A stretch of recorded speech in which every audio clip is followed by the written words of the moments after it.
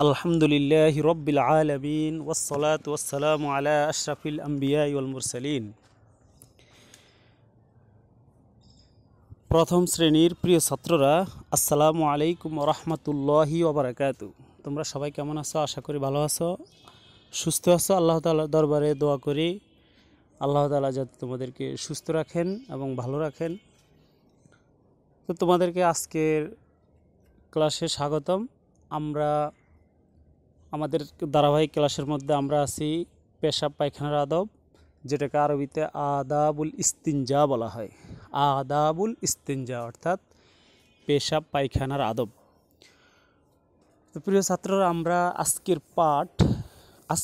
আজকের আদবগুলো শুরু করার আগে পূর্বে এই পাঠের মধ্যে মোট 16টি আদব আছে। আমরা ইতিপূর্বে গত ক্লাসে 5টি আদব পড়েছি। সেই 5টি আদব আমরা একবার রিভিশন দিয়ে নিব। সেই 5টি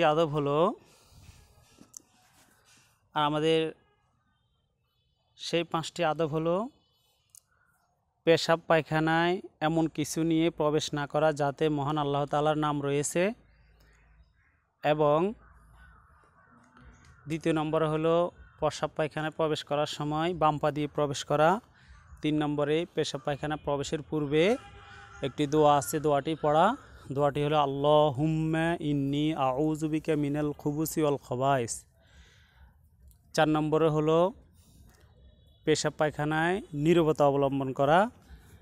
নীরবতা ও গোপনীয়তা অবলম্বন করা, নিরিবিলি স্থানে কেউ যাতে না দেখে এরকম জায়গায় যাওয়া। 5 নম্বরে হলো পেশাব পায়খানা করার সময় বা পেশাব পায়খানার ভিতরে প্রবেশ করে কথা না বলা। এই হলো আমাদের পূর্বের 5টি আদব। আমরা আজকের আদব শুরু করব। আজকে আমরা প্রথম শ্রেণী তারবিয়াতুল ইসলামের মধ্যে থেকে আজকে আদাবুল ইস্তেনজার 6 থেকে 10 নম্বর আদব পড়ব। তো পেশাব পায়খানার আদব আজকের পাঠ হলো 6 থেকে 10। পেশাব পায়খানার আদব আজকের পাঠ হলো 6 থেকে 10। প্রিয় ছাত্ররা, আগের আদবগুলো স্মরণে রেখে আজকের 6 নম্বর আদব হলো পায়খানায় মুয়াজ্জিনের আজানের জবাব না দেওয়া। আজানের জবাব দেওয়া অনেক ফজিলতের কাজ এবং সওয়াবের কাজ, এটা তোমরা ইতিপূর্বে জেনেছ। সেই ফজিলতের কাজ এবং সওয়াবের কাজ করবে অবশ্যই, কিন্তু একটা নাপাক জায়গায় বসে বা তুমি নিজের শরীর থেকে ময়লা আবর্জনা পরিষ্কার করতেছো, সেখানে বসে মুয়াজ্জিনের আজানের জবাব দেওয়া যাবে না। না দেওয়াটা এটা হলো আদব, দিবি না। পায়খানায় মুয়াজ্জিনের আজানের জবাব না দেওয়া। 6 নম্বর আদব হলো পায়খানায় মুয়াজ্জিনের আজানের জবাব না দেওয়া। পায়খানায় মুয়াজ্জিনের আজানের জবাব না দেওয়া। 7 নম্বরে কারো সালামের জবাব না দেওয়া।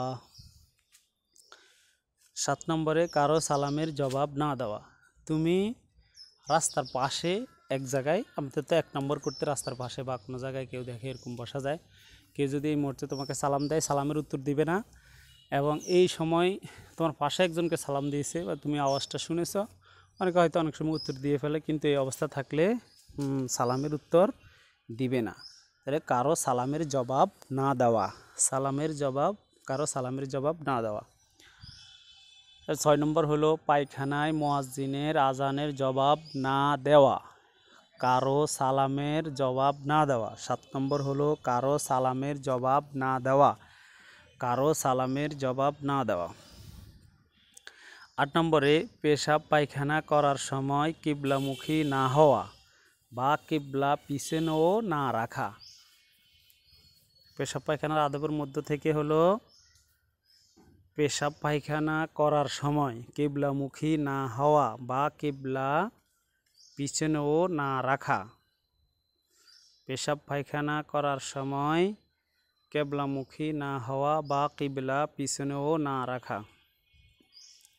প্রিয় ছাত্ররা, কিবলা বলতে আমরা যেই দিকে ফিরে নামাজ পড়ি তাকে কিবলা বলে, অর্থাৎ পশ্চিম দিক। আমরা পশ্চিম দিকে ফিরে প্রস্রাব পায়খানা করব না, এবং পশ্চিম দিক দিককে পিছনে রেখেও প্রস্রাব পায়খানা করব না। তোমরা অবশ্যই দেখতে পারবে যে আমাদের দেশে যত প্রস্রাবখানাগুলো স্থায়ীভাবে তৈরি করা, পায়খানাগুলো যেগুলো প্রস্রাবখানা অথবা পায়খানা যেগুলো স্থায়ীভাবে তৈরি করা, এগুলো উত্তর আর দক্ষিণে মুখ মুখ করে দেওয়া, হয়তো উত্তর দিকে ফিরানো না দক্ষিণ দিকে ফিরানো, কখনও পূর্ব দিকেও ফিরানো হয় না, পশ্চিম দিকে তো ফিরানো হয় না। পূর্ব দিকে ফিরাইলে পশ্চিম দিকে পিঠ চলে যাবে, কিন্তু পশ্চিম দিককে পিছনেও রাখা যাবে না, আবার পশ্চিম দিককে সামনে করেও প্রস্রাব পায়খানা করা যাবে না। এই জন্য 8 নম্বর আদব হলো পেশাব পায়খানা করার সময় কিবলামুখী না হওয়া বা কিবলাকে পিছনেও না রাখা, অর্থাৎ পেশাব পায়খানা করার সময় কিবলাকে পিছনেও রাখতে পারবে না। এক কথা, পূর্ব এবং পশ্চিম দিকে ফিরে প্রস্রাব করা যাবে না, পূর্ব দিকেও ফিরে করা যাবে না, কারণ পূর্ব দিকে ফিরে প্রস্রাব পায়খানা করতে গেলে কেবলা পিছনে পড়ে যাবে, আর পশ্চিম দিকে ফিরে প্রস্রাব পায়খানা করতে গেলে তো কেবলা সামনেই পড়ে গেল। এই জন্য এই দুই দিকের একদিকেও মুখ করে প্রস্রাব পায়খানা করা যাবে না। আমরা প্রস্রাব পায়খানা করার সময় সতর্ক থাকব এবং এই বিষয়টা খুব ভালোভাবে খেয়াল রাখব। মানুষের হাঁটা চলার পথে বিশ্রামের ছায়া এবং পানিতে পেশাব পায়খানা না করা। যেই পথ দিয়ে সবসময় মানুষ চলাফেরা করে, তুমি এর পাশে বা এর উপরে প্রস্রাব করে পায়খানা করে দিলা, প্রস্রাব করলে মানুষের পায়ে লেগে মানুষের পা নাফাক হয়ে যাবে, সে নামাজ পড়তে গেলে তার নামাজের শুদ্ধতার মধ্যে প্রশ্ন চলে আসবে, রাস্তাটি খারাপ হয়ে যাবে। এভাবে যদি পায়খানা করে তাহলে আরও বেশি নোংরা হয়ে যাবে, দুর্গন্ধ ছড়াবে, এতে করে পরিবেশ নষ্ট হবে। এই জন্য মানুষের হাঁটা চলার পথে একটা গাছের ছায়ার নিচে তুমি দেখলা নিরিবিলি এক জায়গায়, এখানে বসে সিস্টেম করে, কিন্তু এরকম জায়গায় অনেক সময় মানুষ বিভিন্ন জায়গা থেকে ক্লান্ত হয়ে আশেপাশ থেকে ক্লান্ত হয়ে এসে ওই ছায়ার নিচে বসে, তাই তুমি সেই ছায়াতে বসে প্রস্রাব করবে না, পায়খানাও তো করবে না। পানিতে পেশাব পায়খানা না করা। পানিতে অনেকে হয়তো এরকম হতে পারে যে পানিতে নামলে প্রস্রাব বা পানির পাশে দাঁড়ায় তুমি পানির মধ্যে প্রস্রাব করে দিলা, এরকম করা যাবে না, কারণ এই পানি কেউ না কেউ ব্যবহার করে, যদিও বেশি পানি হলে এটা নাপাক হয় না, কিন্তু পানিতে প্রস্রাব না করাটাই হলো আদব। এই জন্য কেউ পানিতে প্রস্রাবও করবে না, পায়খানাও করবে না। পানিতে মানুষের হাঁটা চলার পথে বিশ্রামের ছায়া এবং পানিতে পেশাব পায়খানা না করা। মানুষের হাঁটা চলার পথে বিশ্রামের ছায়া এবং পানিতে পেশাব পায়খানা না করা। 10 নম্বর, আবদ্ধ পানি কিংবা গোসলের স্থান ও অজুর স্থানে পেশাব না করা।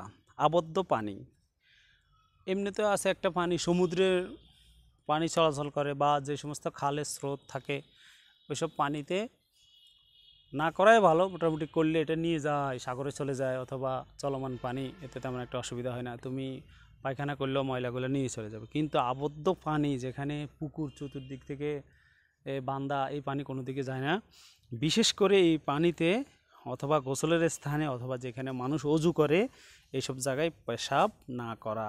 পায়খানা তো করা যাবেই না, পেশাবও না করা। আর চলমান পানিতে পেশাব বা পায়খানা উভয়টাই না করা। সর্বোপরি কোনো পানিতেই পেশাব না করা, পায়খানা না করা। 10 নম্বর হলো আবদ্ধ পানি কিংবা গোসলের স্থানে, অর্থাৎ গোসলখানায়, অজুর স্থানে, যেখানে আমাদের দেশে বিভিন্ন মসজিদের ওখানে নির্দিষ্ট অজুখানা আছে, তুমি অজুখানা ওখানে প্রস্রাব করলে এটা ঠিক না। অজুখানায় প্রস্রাব করা যাবে না, গোসলখানায় প্রস্রাব করা যাবে না, গোসলের স্থানে এবং যেখানে পানি আবদ্ধ, মানে কোনো দিকে যাওয়ার জায়গা নেই, যেখানে পানিগুলো এক জায়গায় থাকে, সেই পানিতেও পেশাব করা যাবে না। তাহলে 10 নম্বর হলো আবদ্ধ পানি কিংবা গোসলের স্থান ও অজুর স্থানে পেশাব না করা। তাহলে আমাদের আজকের পাঠ আদাবুল ইস্তিনজা, পেশাব পায়খানার আদব। আদাবুল ইস্তিনজা, পেশাব পায়খানার আদব। পেশাব পায়খানার আদব 1 থেকে 5 পর্যন্ত আমরা ইতিপূর্বে পড়েছি। আজকে আমরা মোরাজাও করেছি, রিভিশন দিয়েছি, পুনরায় আলোচনা করেছি। আজকে হলো 6 থেকে 10। আমরা এগুলা ভালো করে মুখস্থ করব এবং লেখা সহ মুখস্থ করে ফেলবো, মুখস্থ করে লিখবো, লিখে আমাদের ক্লাস 1-এর যে ইমো গ্রুপ আছে, গ্রুপে পাঠাবো। আল্লাহ তাআলা সবাইকে তৌফিক দান করুক। আমরা ক্লাস শেষ করার আগে আজকের আদবগুলো আমরা আবারও আলোচনা করে নিচ্ছি। আদাবুল ইস্তিনজা, পেশাব পায়খানার আদব। 6 নম্বরে পায়খানায় মুয়াজ্জিনের আজানের জবাব না দেওয়া। 7 নম্বর, কারো সালামের জবাব না দেওয়া। 8 নম্বর পেশাব পায়খানা করার সময় কিবলামুখী না হওয়া বা কিবলা পিছনেও না রাখা। মানুষের হাঁটা চলার পথে বিশ্রামের ছায়া এবং পানিতে পেশাব পায়খানা না করা। 10 নম্বর আবদ্ধ পানি কিংবা গোসলের স্থান ও অজুর স্থানে পেশাব না করা। প্রিয় ছাত্ররা, এই হলো পেশাব পায়খানার আদব 6 থেকে 10।